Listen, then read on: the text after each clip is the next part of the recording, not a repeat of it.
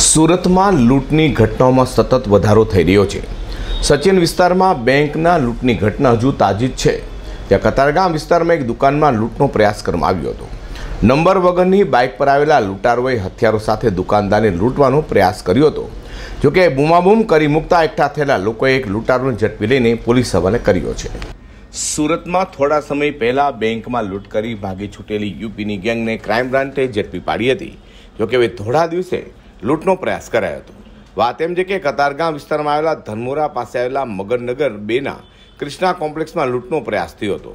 વૈષ્ણોદેવી મેટલાની દુકાનમાં સવારે 10 કલાકે લૂંટનો પ્રયાસ કરવામાં આવ્યો હતો। લૂંટારો નંબર પ્લેટ વગરની બજાજ પ્લેટિના પર આવ્યા હતા। ધારદાર ચપ્પુ અને પિસ્તોલ જેવું હથિયાર લઈ દુકાનમાં પ્રવેશ કર્યો હતો। દુકાનદારે બૂમાબૂમ કરી મુકતા આસપાસના લોકો દોડી આવ્યા હતા, જેથી ભાગી રહેલા બે લૂંટારોમાંથી એક લૂંટારો ભેગા થયેલા લોકોની ભીડના હાથે ઝડપાઈ ગયો હતો। ઘટનાની જાણ પોલીસને થતાં તાત્કાલિક કતારગામ પોલીસ ઘટના સ્થળે પહોંચી જવા પામી હતી। પોલીસે આ મામલે તપાસ શરૂ કરી છે।